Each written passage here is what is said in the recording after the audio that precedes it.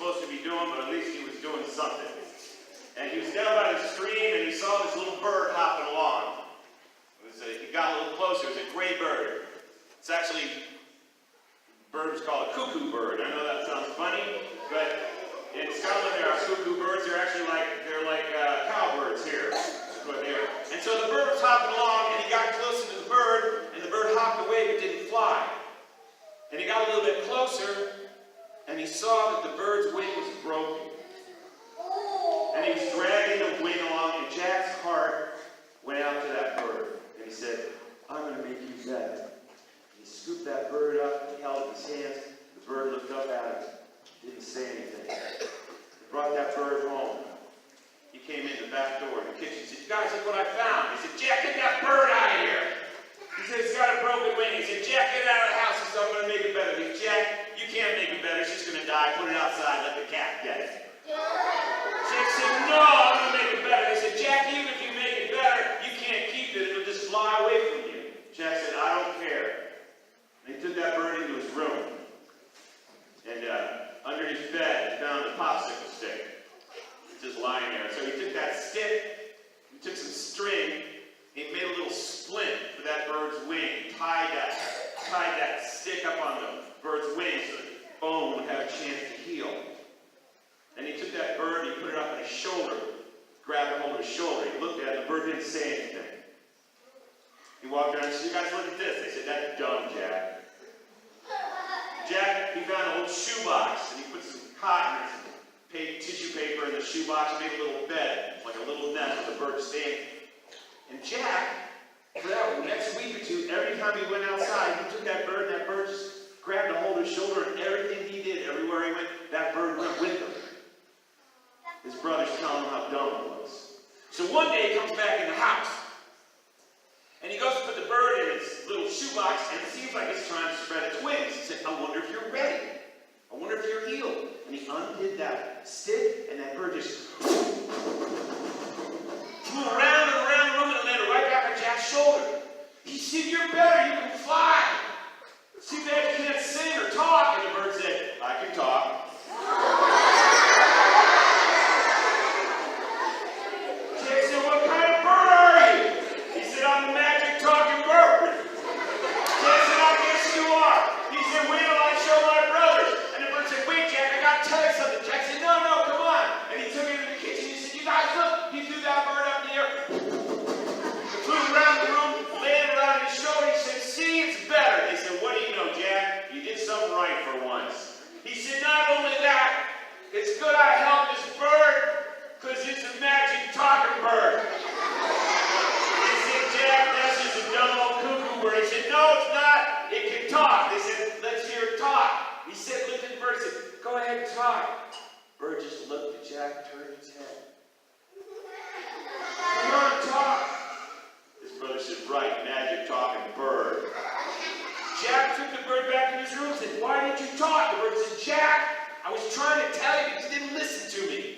I've got a spell cast on me, and you've helped me so I can fly, but I can only talk to you. I can't talk when anybody else is in the room. Jack said, well, I wish I'd known that before. But now, Jack had a friend. I told you they lived way outside of town. Only other two people around were his two older brothers, Will and Tom, telling him how dumb he was, telling him he couldn't do anything. But now, you see, that summer, Jack had a friend. And everywhere he went, he put that bird on his shoulder, and that bird talked about everything. Jack told that bird things he never thought of, never dreamed of, never spoken to anybody else, all summer long. Till finally, days began to grow shorter, got a little cooler, the leaves began to turn colors, and one day that bird hopped up on the windowsill. When Jack got up, he said, Jack, open up the window. Jack would open up the window, and the bird turned to him and said, Jack, I gotta go. Jack said, what are you talking about? He said, I gotta fly south, Jack. It's time for me to fly south. Jack said, no, you don't have to fly south. You can stay here. He said, no, Jack, I'm a bird. That's what I do. I gotta fly south. Jack said, don't go. You're my only friend. You gotta stay. You can stay in the house all winter. The bird said, no, Jack. I have to go. Please, I gotta go. Thank you, Jack. And the bird left. Jack's heart almost broke, right? Maybe some of you had that experience. Some of you really know, really well, I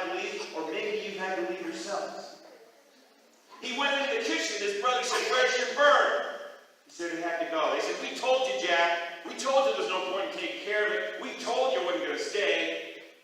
Jack said, I don't care. But he did. He missed that bird all winter long. All winter long, his brothers making him do all the work. All winter long, his brothers telling him he can't do anything right, telling him how dumb he was. All winter long until finally spring rolled around. As a matter of fact, pretty close to right about now. As a matter of fact, Jack got up one morning and he came into the kitchen and his brothers were dressed in their best clothes. All their nice ties and jackets, their fancy shoes, and they were going out the door and each of them had these presents wrapped up in fancy paper. He said, what are you guys doing? He said, don't you know anything, Jack? Jack said, what? He said, it's May 1st. So, don't you know, Jack? It's the princess's birthday. Everybody's going into town. Everybody's going to give her presents. We got these presents to give her. We're going to give her these presents. Maybe she'll like it. One day she's going to have to get married. Maybe she'll want to get married to one of us, and then one of us will get to be the king. Jack said, no, I want to go. They said, you can't go, Jack. You don't have a present. He said, that's okay. I still want to go. They said, you can't go, Jack. You're all dressed in rags. He said, I still want to go. They said, you can't go, Jack. You got to stay here and clean out the fireplace. See you later. His brothers left laughing at him. He said, boy, my dumb brothers get to go to the princess's birthday party in fancy clothes and presents. I got to stay here dressed in rags and clean out the fireplace. It reminds me of something, but I can't put my finger on it. Jack was feeling pretty bad when he heard something tapping on the window. And he looked up. And there on the other side of that window, tapping on the window, was that little gray cuckoo bird that had a little branch of dead leaves in his mouth. Jack opened the window and said, is it you? The bird says, yes it is, Jack. How are you? How are you? I just got back. Jack said, not too good. What's wrong? He said, it's my dumb brothers. They're telling me I'm done. They made me do all the work. They go to the princess' birthday in fancy clothes, give her presents, guys stay here dressed in rags, clean out the fireplace. Reminds me of something, but I can't put my finger on it. And the bird said, Jack, you should go. He said, I don't even have anything to give her. And that bird held out that little branch of dead leaves and said, give her this. Jack said, that's his little branch of dead leaves. He said, no, it's not, Jack. I brought this back for you. These are magic singing leaves. If you put this little branch of dead leaves in a vase of water by the window, when the breeze blows through it, they'll come to life and they'll sing. Give her this. She'll like this most of all. Jack said, I will. Wait a second. I know what this reminds me of. This is just like Cinderella. And you're just like a fairy godmother, you little gray cuckoo bird. I'm just like Cinderella. Except I'm Jack. Jack took that little branch of dead leaves and he headed down that hill out of the farm all the way down the long road into town. Now here's how it worked. There in the big city, in the big town, the princess came out of the castle in a carriage. And she was riding on the front seat with the man who was driving the carriage. And all the people were lined up on the high street, on the main street, holding presents. And one by one, the man would stop the carriage and the people would give the princess the present and she would thank them. Because this princess, we know some princesses are pretty on the outside, but ugly on the inside. This one was pretty on the outside, pretty on the inside too. So she would take the present, she would thank them, and they'd go on to the next person. Will and Tom were some of the first people there. Jack was the last one into town. He was the last one in line, standing right by the city limit sign, holding that little branch of dead leaves, waiting for the princess. Will and Tom, they gave their presents to the princess. She smiled at them, and she asked them their names. So they were feeling pretty good, and they started home, and they got to the edge of town, and who did they see?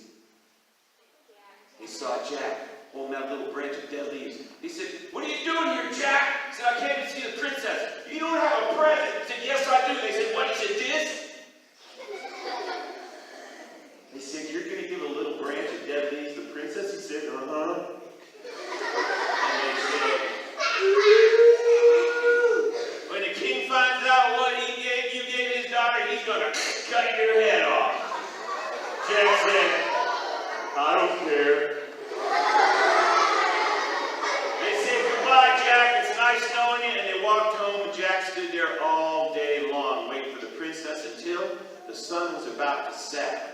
And that princess got to the edge of town, and the man in front of Jack reached up and held that present out to the princess, and she thanked him, and she took the present, and the man driving the carriage didn't see Jack. So he pulled on the horses, and the carriage started to turn. And Jack saw that and said, "Hey, wait! And the princess looked down, she saw Jack, she said, "Wait." She looked down at Jack, she smiled, she said, "Hi."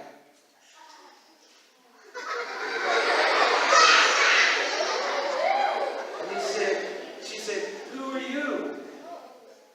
"I'm Jack." She laughed. She said, "Well, do you have something for me?"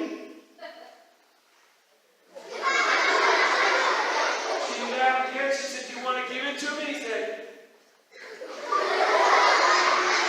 and he held out that little branch of dead leaves. Now, some princesses, the ones who are pretty on the outside and ugly on the inside, would say, "A branch of dead leaves? I'm going to have my daddy cut your head off." But not this one. She said, "That is so sweet, Jack. I'm going to remember this. Thank you." And the man driving the carriage pulled the horses, and the carriage headed back to the castle. And Jack wanted to tell her about the magic leaves and that she had to put them in some water. But she was so pretty, he just said, and he walked home. And he got home. And his brother said, "Did you give that branch of dead leaves to the princess?" He said, "Uh-huh." And they said, "Ooh, when the king finds out what you gave his daughter, he's going to cut your head off." Jack said, "I don't care." Back at the castle, Princess got out of the carriage. They brought all those gifts in. She went upstairs into her bedroom. But just as she got up there, her parents called her downstairs for dinner. She turned to leave, and she realized she was still holding that little branch of dead leaves. Now, some princesses would just go, but not this one. She looked around. There on the table by the window was a vase of water.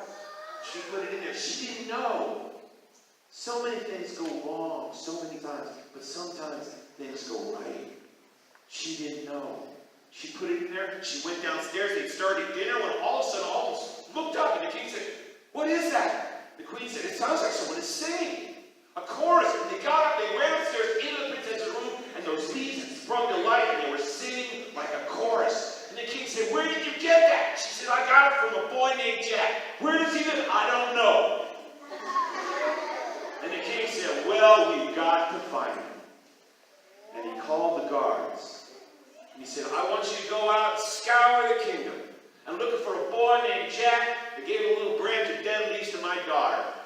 And they did. They went from house to house to house looking for a boy named Jack that gave a branch of dead leaves to his daughter. And everyone said, "No, not us." Until they were about to turn around and give up, when one of the guards said, "Look, is that a farm up there on the hill?" Because they were way out. You know, they were way out. They were so far out, they almost weren't in the story. They were so far away. And they said, "Well, we better check that one too." And they started walking up the hill to the house. And Will and Tom look out the window, and they see the guards and the king coming up the house, and they go, "Woo, yeah, you're going to get your head cut off." They said, "I don't care." They knocked on the door. Will opened the door and said, "Can we help you?" They said, "Yeah, probably not anything, but we're been looking for a boy named Jack who gave a branch of dead leaves to the princess." And Will said, "He's right here. You got him? Yeah, take him." They said, "Come on." Jack said, "Wait." They dragged him out the door.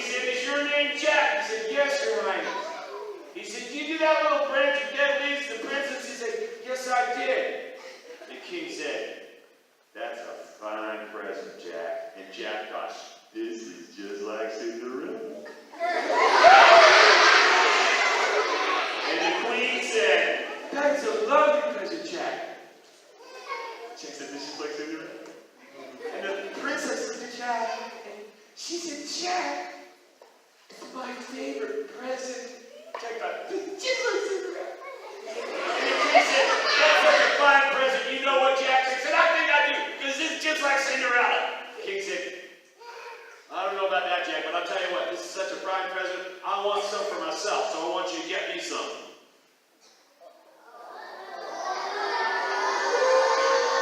Jack said, what? He said, yeah, I'm the king, I want my own singing leaves, get some. Jack said, well, I don't have any more. Where'd you get them? Well, I got them from the magic talking bird. What? Yeah. Well, go get them. He said, I don't know where he is. He's flying around somewhere. The king said, well, I'll tell you what, Jack, you better find him. I'm going to give you the last day of summer to find him, and you don't bring me back some of those singing leaves, I'm going to cut your head off. Jack said, that's not like Cinderella at all. Jack went out to try to find the bird, but he didn't know where the bird was flying around somewhere. He'd see a little gray cuckoo bird and say, are you the magic talking bird? The bird goes, cuckoo, cuckoo. That's not funny. All summer long, Jack looked for that bird until he came to the last day of summer and he hadn't found him. His brothers woke him up early that morning. They said, get up, Jack. It's your special day. Jack got up, he put his clothes on, he said, what am I going to do?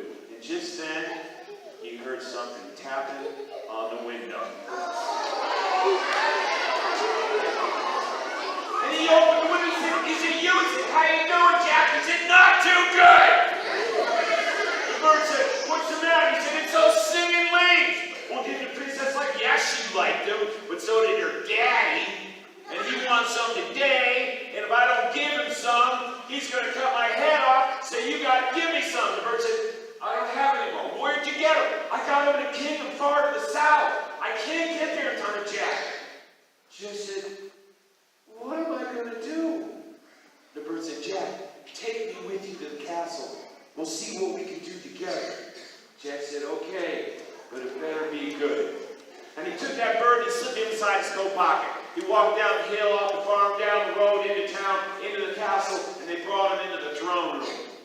There on the throne was the king and the queen and the princess and those singing leaves. And the king said, how you doing, Jack? Jack said, not too good. You said you got my singing leaves? I don't. You don't? I don't. Why not? I don't, because I couldn't find the magic talking bird. Well, I found him now, but he doesn't have any. What? Yeah, I got the magic talking bird right here. See? He pulled it. I said, this is the magic talking bird. King said, Jack, that's a little gray cuckoo bird. He said, no, it's a magic talking bird. King said, fine, let's hear him talk. He looked up at the bird. The bird just shook his head. Jack said, he won't talk to you. I'm the king. It doesn't make any difference. The king said, well, Jack, I'm a man of my word. I guess I'm going to have to cut. That bird flew up in the air, around the room, and it landed on the princess's shoulder. Now, some princesses, and we know which ones, would have gone, not this one. She took that bird, she scratched its head. She said, what a cute little bird, Jack, where'd you get it? He said, well, I had a broken wing, and I made it better, so we're friends. And she looked at Jack, and she said, oh, you are so kind, Jack. Jack thought, this is good. She said, you're so kind, you made this bird better, and you gave me those singing leaves. I love those. Jack thought, this is good. She said, Jack, I'm so fond of you. And Jack thought, this is really good. And she looked up at her dad, and she said, Daddy, I like Jack so much, you know what? The king said, what? I was thinking, and she said that his tears kind of tripped out her eyes, started rolling down her cheeks. She said, I like him so much. I was thinking of maybe Jack and that tear fell off her cheek and landed on the bird's head, and poof, that bird turned into a handsome prince.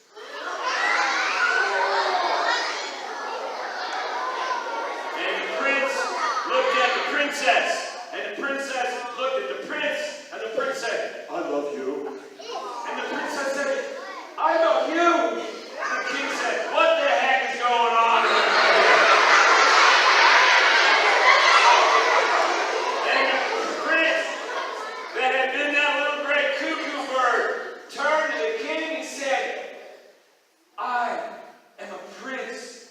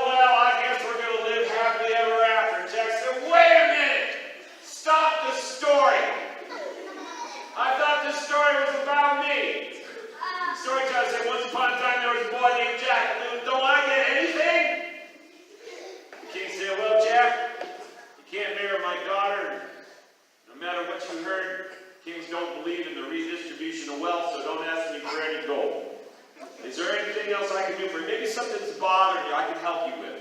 And Jack said, huh. Now that you mention it, I have these two things that always bother me. He said, what's that? He said, I got these two older brothers always picking on me, telling me how dumb I am, I can't do anything right. Can you do something about that? He said, oh, Jack, I can take care of that today.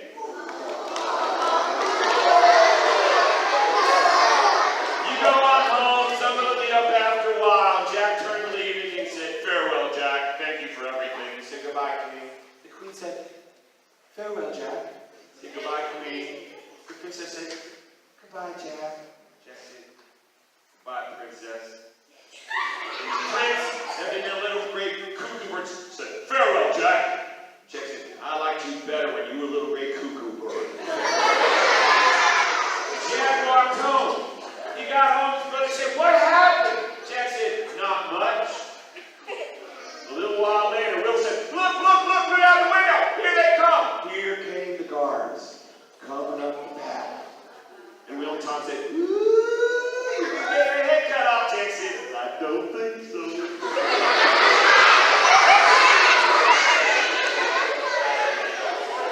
They knocked on the door. Will opened the door and said, you looking for Jack? They said, no, we're looking for you and Tom. Get out of here.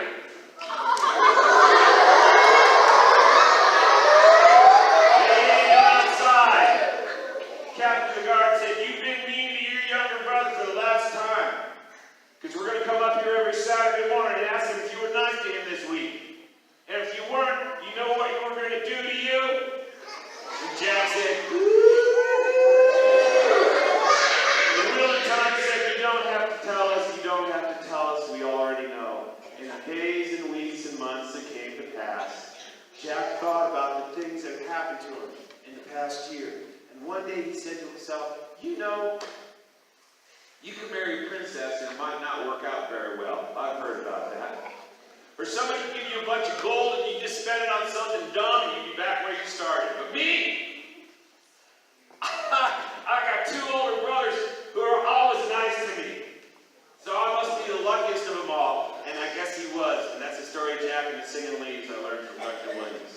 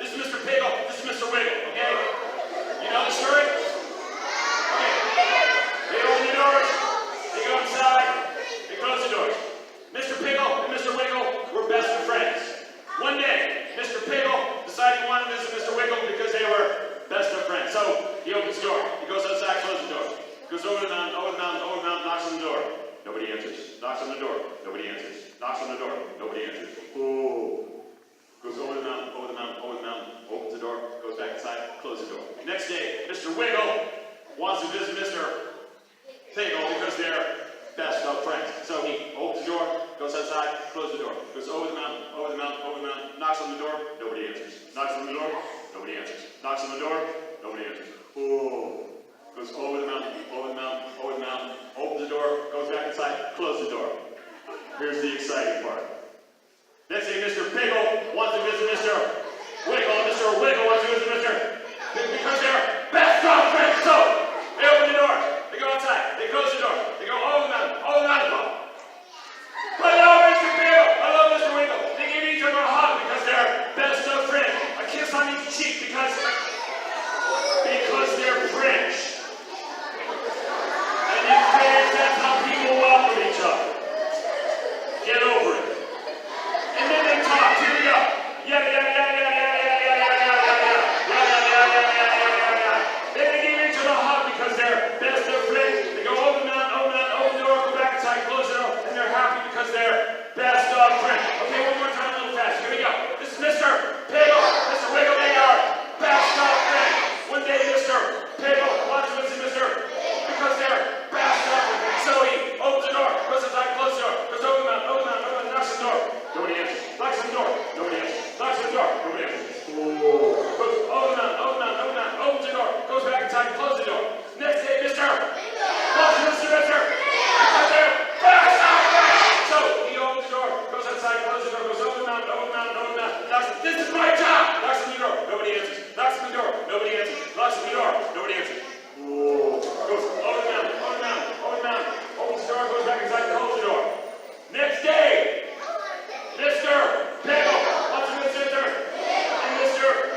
wants to visit because they're right. So they open the door, go outside, close the door, go over the mountain. Hello, Mr. Piggle. Hello, Mr. Piggle. They give each other a hug because they're best of friends. A kiss on each cheek because they're friends and they talk. Yada. You can do this as long as you want. Yada.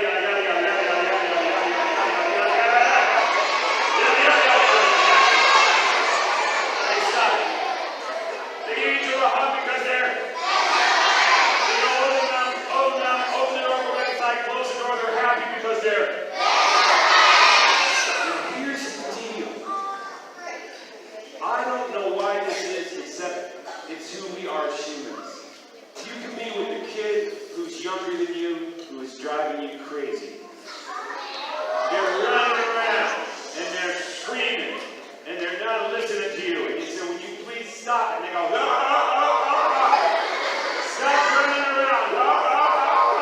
Stop yelling. Stop it."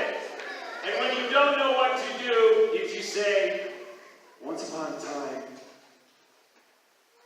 that's what happens." It's who we are as people. Now, I might have just blown the last song. I don't know where we are. Song? Are we okay? Yeah? Okay. Looking for the big boss.